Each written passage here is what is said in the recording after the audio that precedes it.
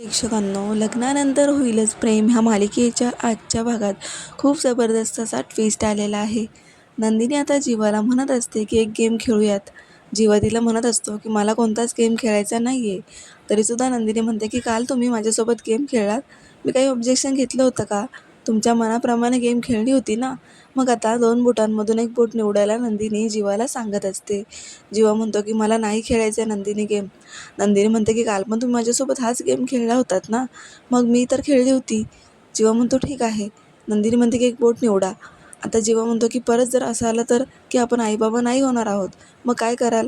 नंदिनी म्हणते प्लीज जे पण काही उत्तर असेल ना ते मी तुम्हाला प्रामाणिक देईल.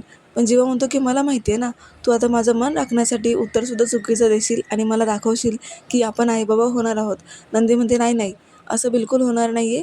जे उत्तर असेल ते मी प्रामाणिकपणे देईल. मग आता नंदिनी 2 बोटं पुढे घेते.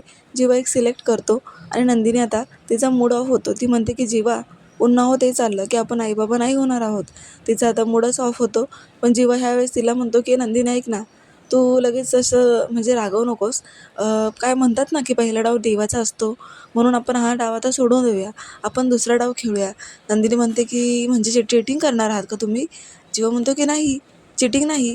पहिला डाव देवाचा, म्हणून दुसरा डाव आता परत खेळूयात. म्हणून आता नंदिनी पुन्हा जीवाचं ऐकून 2 बोटं पुढे घेते आणि परत त्याला सिलेक्ट करायला लावते. यावेळेस तो जे बोट निवडतो त्यातसुद्धा असंच असतं की ते आईबाबा होऊ शकणार नाही. नंदिनीचा चेहरा बघून जीवा परत तिला म्हणतो की ऐक ऐक नंदिनी ऐक ना, नाही मी काय म्हणतो आपण अजून एक राऊंड खेळूया, म्हणजे कसं आपला एक राऊंडच पूर्ण होऊन जाईल 3 बोटांचा. चल ना नंदिनी, परत एकदा बोट पकडते मी, तू पकडतो, तू खेळ बरं. म्हणून नंदिनी पुन्हा 2 बोटं पुढे करते. परत जीवा तिचं एक बोट पकडतो आणि नंदिनी म्हणते की बंद करा हे सगळं, इकडे आहे माझ्यासोबत. नंदिनी आता जीवाला आरशासमोर घेऊन उभी राहते आणि म्हणते की स्वतःचा चेहरा जरा बघा जरा.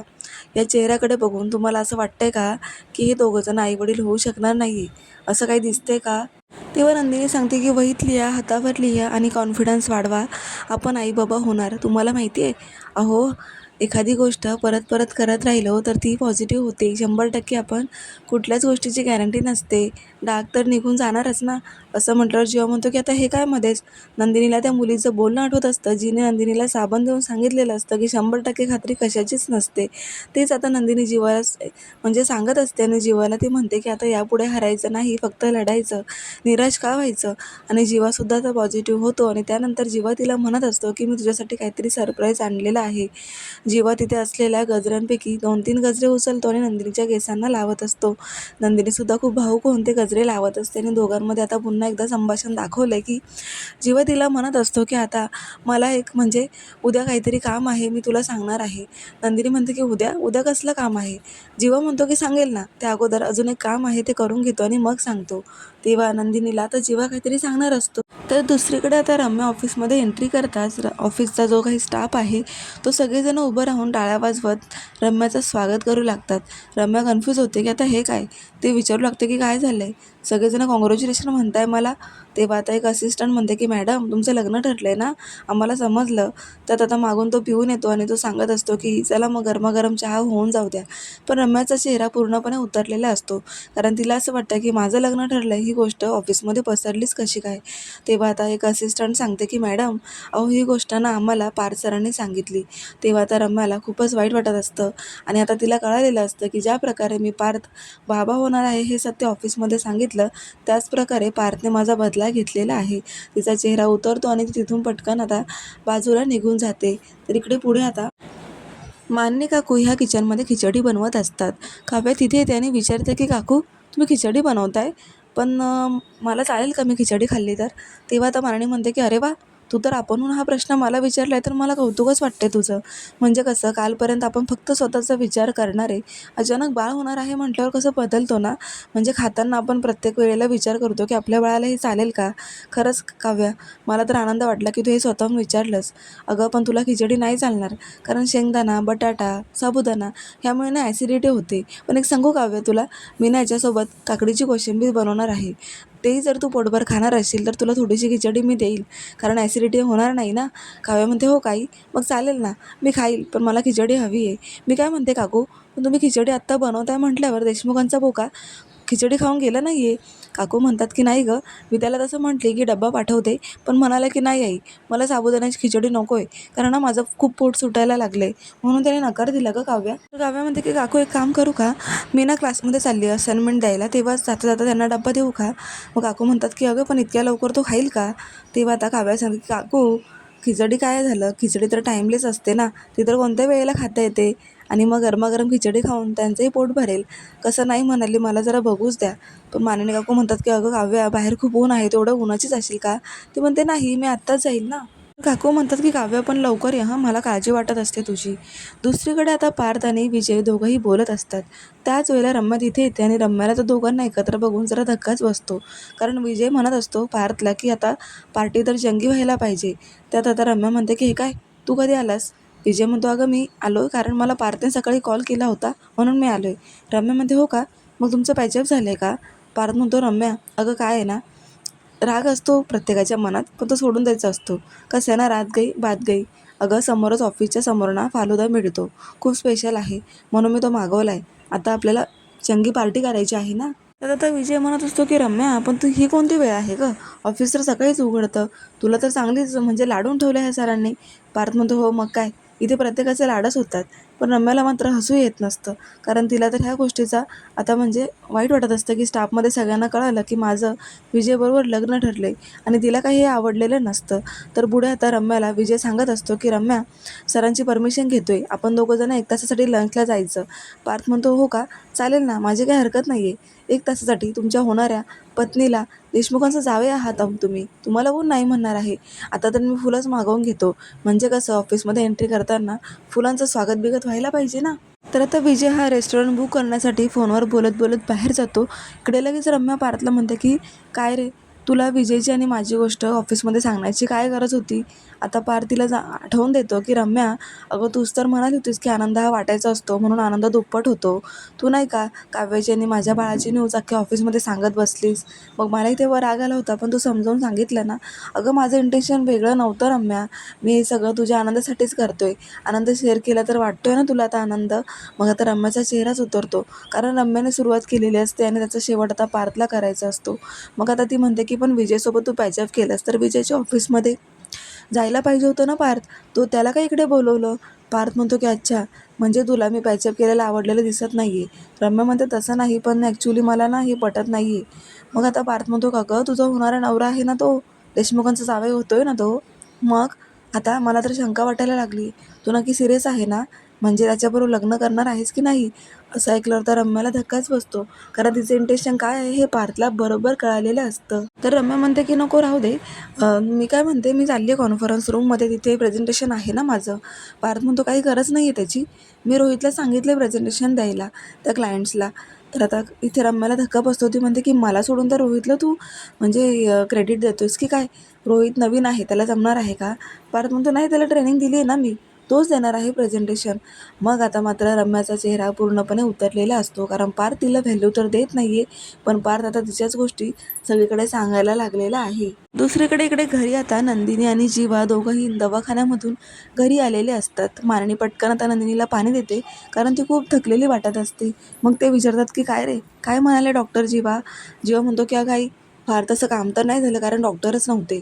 पण तुला सांगू आई, दादाने आधीच कॉल केल्यामुळे आम्हाला नंबर नाही लावावा लागला, लगेच आत घेतलं आणि डॉक्टरांनी म्हणजे त्या तिथल्या नर्सने सांगितलं की कोणत्या टेस्ट करायच्या, काय काय पथ्य पाळायची. पण मी काय म्हणतो आई, त्यापेक्षा हे नंदिनीला जरा समजून सांग ना, 108 उपवास करते, अनवाणी चालते, काय चाललं हे?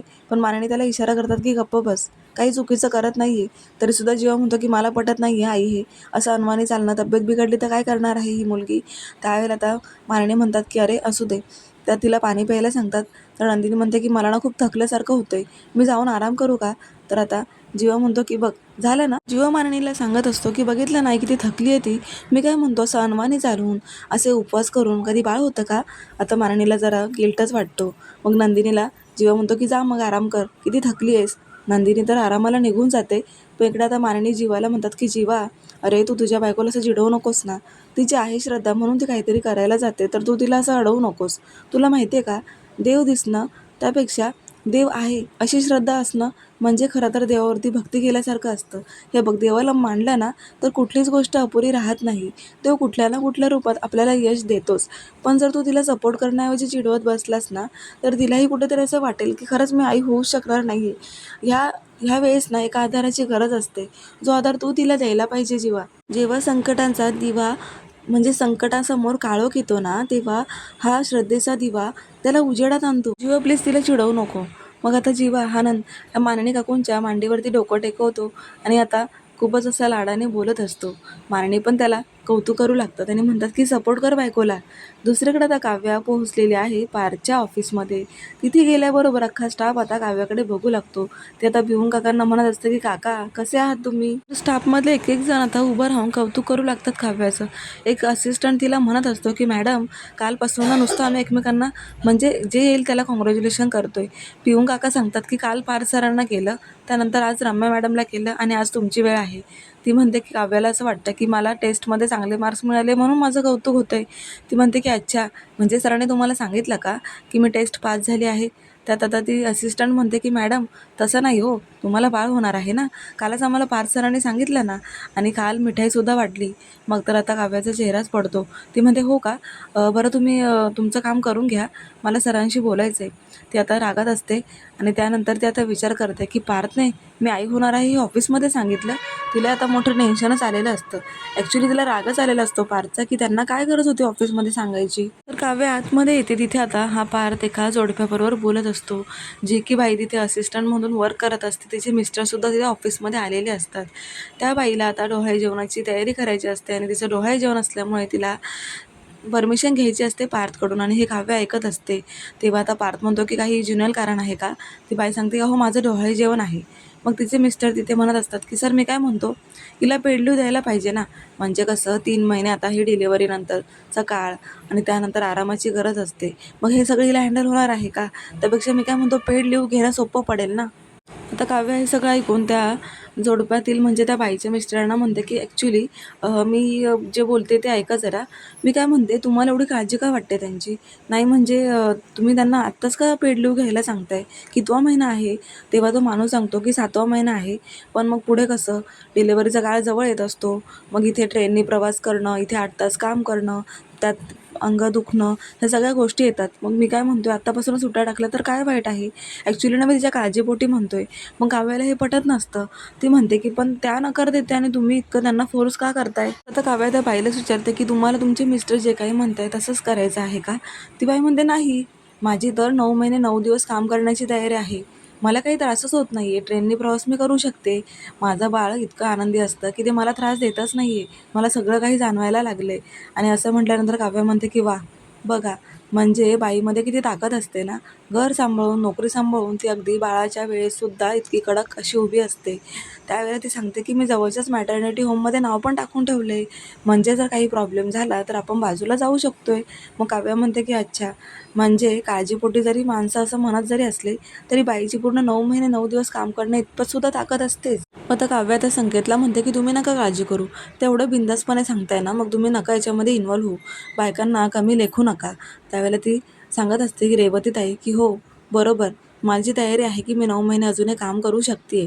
मग आता पार्थला काव्याचंही कौतुक वाटत असतं की ती किती छान असं प्रॉब्लेम सॉल्व्ह करायला लागली. त्यानंतर रेवती आणि संकेत निघून जातात. तर आता हा पार्थ टाळ्या वाजवत असतो. तो म्हणतो की वा काव्या, कमालच केली, बायकांना कमी लेखायचं नाही, हे आज तुम्ही पुन्हा एकदा सिद्धच करून दाखवलेलं आहे. तर पार्थला आता आश्चर्य वाटतं. तर काव्य म्हणते की तुम्ही का टाळ्या वाजवत आहात. पार्थ म्हणतो की कारण एक दिवस तूच तर घाबरली होती की बाळाचं मी कसं हँडल करू, मी अभ्यास करू की बाळाचं बघू. मग आता तुम्ही त्या संकेतला एवढं छान असं समजावू शकताय, तर मग स्वतःला का कमी लेखतात तुम्ही. मग तर आता काव्याचा चेहराच पडतो. कारण खरंच असं झालेलं असतं की काव्याला बाळामुळे ती म्हणत असते की मी अभ्यास कसा करू, माझ्या करिअरचं काय, आणि आज टेस्ट पण पास झालात, काय समजू काय काव्या मी. म्हणून आता काव्या जरा तिला गिल्ट वाटत असतो की खरंच मी हे सगळं करू शकते, पण मी तर निगेटिव्ह झाली होती. कुठेतरी काव्या ही पॉझिटिव्ह होताना दिसत आहे, कारण पार्थने तिला चांगलंच समजावलेलं असतं. पुढे आता ते दोघंही घरी जातात. इकडे घरी आल्याबरोबर जीवा पार्थ दोघंही डायनिंग टेबलवर बसून खिचडी खाऊ लागतात. पण ते खिचडी अशी खात असतात की त्यांना बोलताही येत नसतं. तर इतक्या घाईघाईने खात असतानाच माननी आता ओरडू लागतात. तर नंदिनी त्यांना पाणी देत असते. माननी म्हणतात की काय रे, खिचडी कधी खाल्ली नाही आहे का. आणि पार्थ तुझं काय रे, मी काव्याकडे डबा पाठवला होता ना, तरीसुद्धा तू इतकी घाई करत खातोयस ते. मग आता पार्थ म्हणतो की ॲक्च्युली काय आहे ना, त्यांनी डबा आणला होता ना, तिथे पण मी खिचडी खाल्ली. पण आता जीवाला बघून परत मला खावीशी वाटली म्हणून मी खातोय. पण दोघांनाही काही बोलता येत नसतं आणि मानिनी, नंदिनी, काव्या तिघी त्यांना ओरडूच लागतात. तर पार्थ म्हणत असतो की मला खिचडी फार आवडते. नंदिनी म्हणते की ह्या देशमुखांच्या पोरांना काय आवडेल ना, याचं काही नेमच नाही आहे. मानिनी म्हणतात की बरोबर नंदिनी. जेव्हा म्हणतो हो मग काय, देशमुखांच्या पोरांना काही आवडतं, तू नाही का आवडतेस मला, असं म्हणून तो नंदिनीला चिडवायला लागतो. नंदिनी म्हणते एक सांगा आपण कसली वाट पाहतोय. मग आता मानिनी म्हणतात की अगं तुमच्या दोघांसाठी काहीतरी सरप्राईज येते ना, ते सरप्राईज कुठे आले अजून. मी तर म्हणते तुमचं सरप्राईज एक वेळेस वेळेवर येईल, पण हे आमचे विक्रम काही वेळेवर पोहोचणार नाहीत. आता काय तर म्हणे नागपूरला मीटिंग होती आणि ती आटपून ताडोबाला गेले आहेत. मी काय म्हणते एवढं उन्हाचं ताडोबाला जायची काय गरज आहे. जेव्हा म्हणतो काय पप्पा ताडोबाला गेले, पण मी काय म्हणतो घरात एवढी मोठी वाघीण असताना ताडोबाला कशाला जायचं. तेव्हा आता मानिनी म्हणतात की गप रे, त्याचा आता कानच पिळतात आणि म्हणत असतात की मी वाघीणच आहे आणि वाघीणच राहील.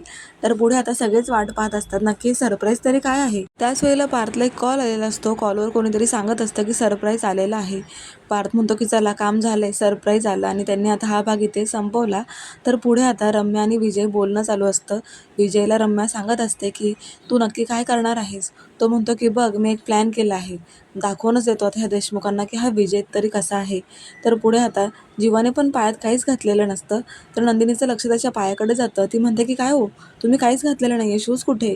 तेव्हा आता जीवा नंदिनीला म्हणतो की माझ्या होणाऱ्या बाळाची आई जे प्रयत्न करते ती अनवाणी चालत आहे, तर होणाऱ्या बाळाच्या बाबांना सुद्धा हे प्रयत्न करावेच लागतील. आणि असं म्हणून दोघे आता अनवाणीच देवळात दर्शनासाठी एकत्र जाताना आपण पाहतोय. तर आता डॉक्टर घरी आलेले असतात आणि ते आता नंदिनी आणि जीवाला सांगत असतात की तुमच्या बाबतीत मेडिकल इश्यू झालेला आहे, त्याला पॉन्ड्स असं म्हणतात आणि हा खूप म्हणजे एक आजार आहे, त्यामुळे आई आणि बाबा होणं खूप कठीण असतं.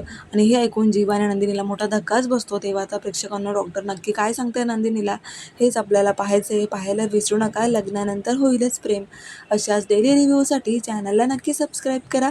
धन्यवाद.